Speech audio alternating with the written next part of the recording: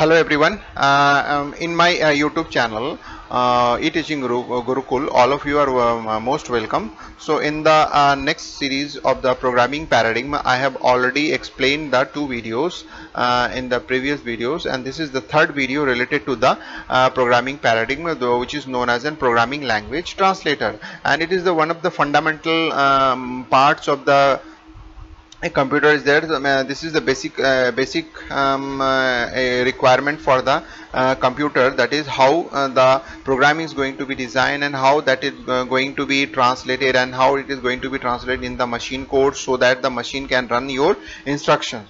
So programming language translator is one of the most, or you can say that it is the most important part of the programming concepts. So we are going to see that how this kind of translation can be possible. So for example, I am going to explain some brief introduction about that, how the translator is going to be work. Suppose I am writing some information in the text form. Suppose I am a boy. So how this I am a boy translate into an speech or sound, that is I am a boy, or vice versa is possible. Suppose I am speaking something, I am a boy, and how this is speaking process is going to be translated into a text format. So this kind of operation, this kind of conversion only possible through some kind of software that is known as a translator. So we are going to see that what is the programming. So here you can see that a programming language translator is the piece of information software. So I have already told you it's one kind of software that translate a computer program written in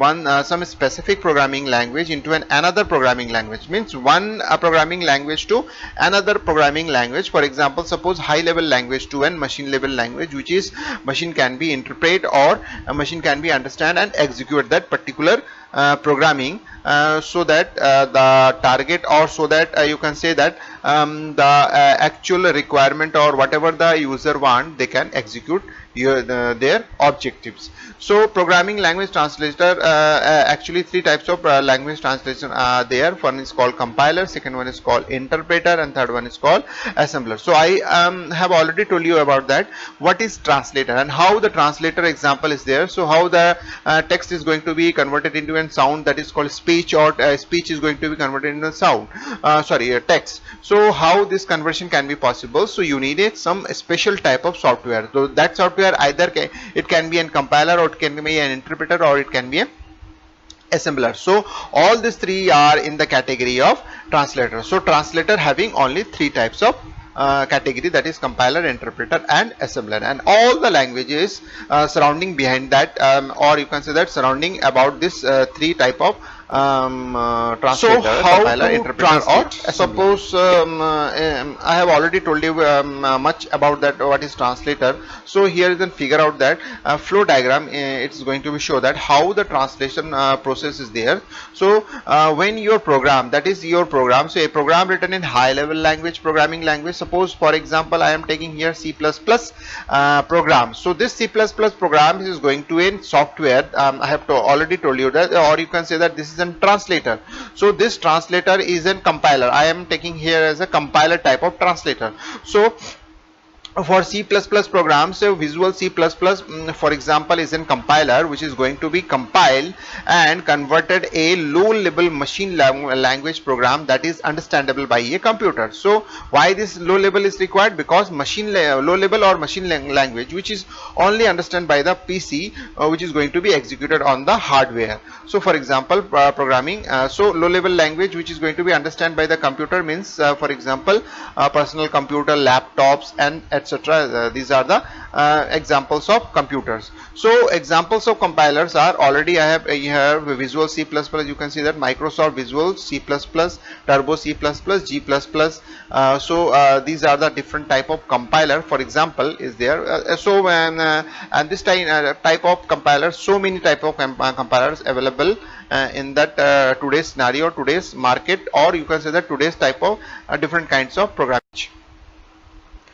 Translator having main interpreter and compiler, as well as an assembler also, but assembler is not as much as used as interpreter or compiler. So translator is the process of convert the high level language to the low level or the machine level language. So what is compiler? So compiler nothing but the translator program that converts the high level language program into machine level language at once. You can say that at once means whole program is going to be taken as a input into the compiler type of software, and that is converted the whole program at once and generated output program or the machine language program. So you can say that I am going to diagram here. So suppose this is an your program, and that is going to be translated, that is called compiler. Your compiler type of translator is there, whole program is there, so that is input, and that input is completely acceptable or completely given to this compiler, and this compiler is generated an output, that is called output. You can say that this is output. So this output is completely generated. But in case of compiler interpreter, it's in one kind of translator is there. So program that directly executes source code or the code that has been reduced to a low level language, that is not machine level language. That is the important point. You can underline this one. That is not the machine level language, means that it's not generate the machine level code, but compiler generates the machine level code. This output is a machine code. You can see that this is a machine level language, so it generate, compiler always generate the low level language or low level programs or the machine code. But in case of interpreter, it not generate the machine level code, but it generate a intermediate code or a low level language, you can say that, but not a machine code. When low level language is there, but cannot be, you can say that it is a machine code language. So that is the difference between these two types, compiler or interpreter. So interpreter take the inputs, you can say that here the interpreter take the input completely into the same as compiler and generate the code, but that code is not related to the machine code. So it means that that code you cannot be directly run on machine. It means machine never be interpret that kind of languages, but it can be or you can say that output of the interpreter is a low level, but machine never be understand that language and cannot never be possible to execute that kind of language, because it is never be understand that. So that's why interpreter generate a intermediate language, or you can say that low level intermediate language, that is going to be again executed and run by the compiler computer. So now I am going to explain that what is compiler is there. So first type of translator is called compiler. So a compiler is a software that translates the code written in one language to some other language without changing the meaning of the program. Some other language means that I have already told you that this is called a machine level language. So whatever the output is generated after the compilation process, that is in completely a machine code, and that is completely run by the hardware without any problems. So the compiler is also said to make the target code. That is the main thing. It generates the target code, means machine is just run that particular code efficient and optimize the terms of time and space. This is the important. So compiler always generate a target code in by analyzing the whole code in their internal process and how they complete this internal process, and to generate an efficient and optimized type of code, and that is going to be run on a machine, and which is going to be with the help of RAM memories. Then how the optimization process is going to be performed. So a compiler performs almost all the following operations. Means this following operations always be included in always, or maximum, no, I can't say that maximum, it's always be included this type of process. Pre-processing, these are the operations, or you can say that following operations are there: lexicon analysis, parsing, semantic analysis, and conversion of input programs and to intermediate representation, code optimization, and then code generation. Finally, final steps is code generation. So these are known as in phases of compiler. If you want to know this compiling process, so you can follow my compiler design concept. Click on the icons over up, so you can see that particular definition, what is the different type of phases are there in a compiler to optimize this kind of input to an efficient way.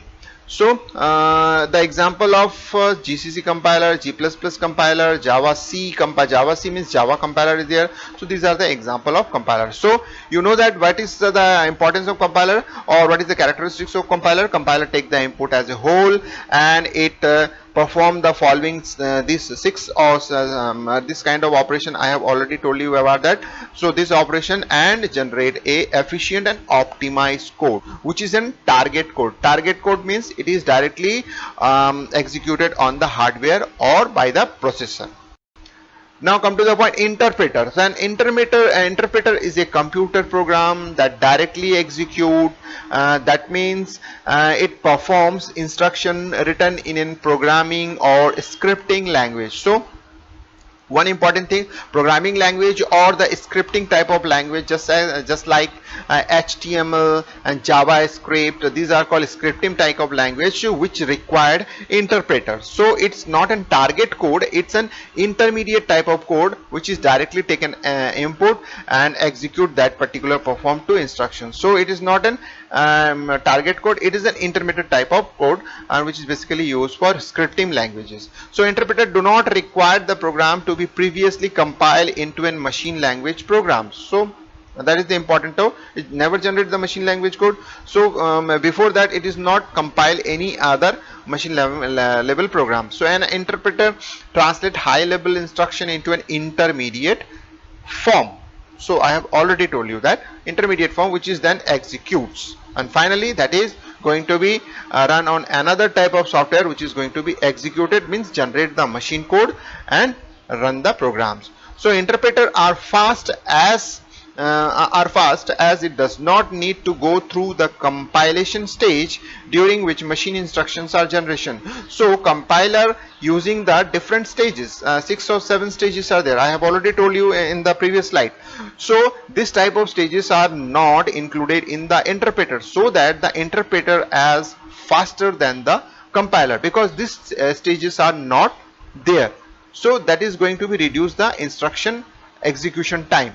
So interpreter is continuously translate the program until the first errors is met.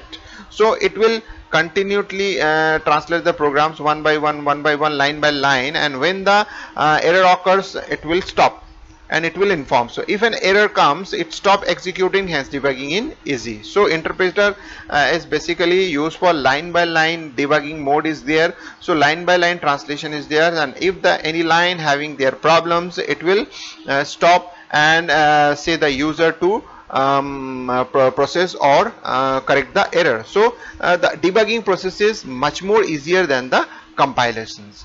And example is Ruby, Python, PHP. These are the interpreters. So it always uses interpreters, as well as the Visual Basic is one of the example of also an interpreter. It using two types of translator, interpreter during the coding, and as well as when you going to be executed compilation processes there. So two type of translator is basically used in Visual Basic exam. I am going to explain Visual Basic examples. If you know Visual Basic, so you can understand that very well.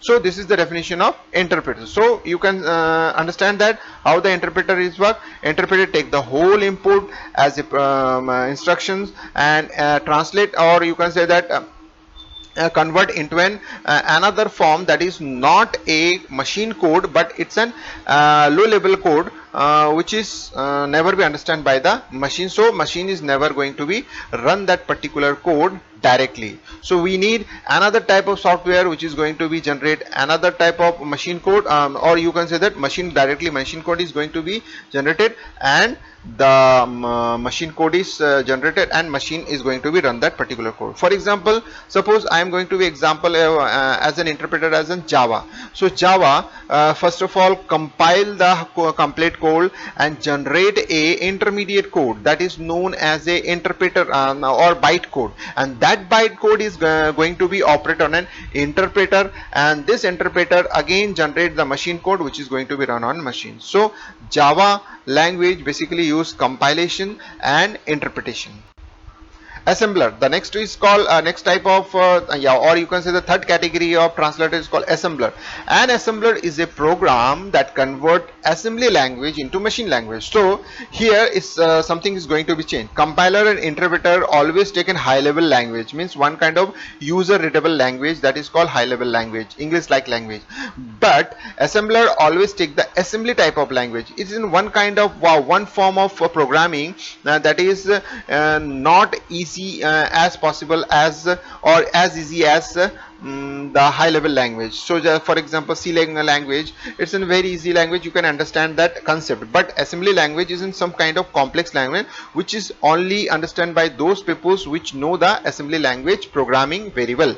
So a assembler is a program that converts the assembly language into a machine code. Machine code means directly executable code in a computer. So it takes the basic commands and operation and converts them into a binary code specific to the type of the processor. So basically assembly language is programming mainly related to the processor. This processor based programming is there. Actually assembly language programming always acceptable or always going to be used for processor type of programming, means specific processors are there. So assembly language is basically used to program that kind of operations.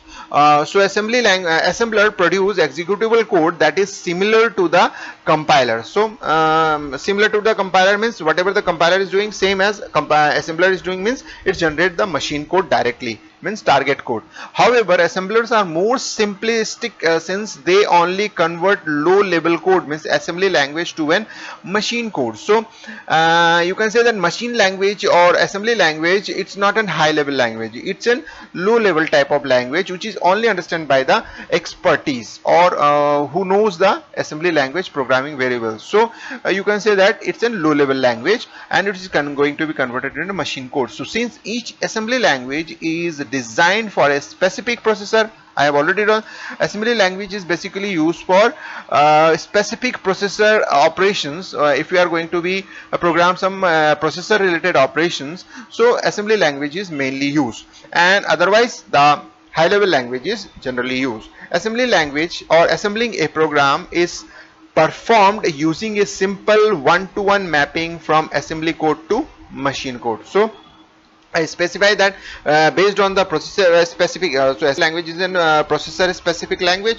so it generate the machine code. So in the assembler you can understand or you have understand very well that the assembler just like a compiler, it take the input and convert into a machine code which is going to be executed in the machine. But the difference is it takes the input as a assembly language instead of the high level language. So compiler take high level language always, assembler take assembly type of language, and the assembly second important part is with respect to the assembler, if we are going to be differentiate from compiler, so assembly language always used for processor specific, means a specific type of processor is going to be used or process oriented programming is there. So friends, if you know this concept or if you understand this concept very well, so please like this video, share this video as much as possible, and don't forget to subscribe my channel. So friends, at the last you are seeing that particular video, I am going to thank you.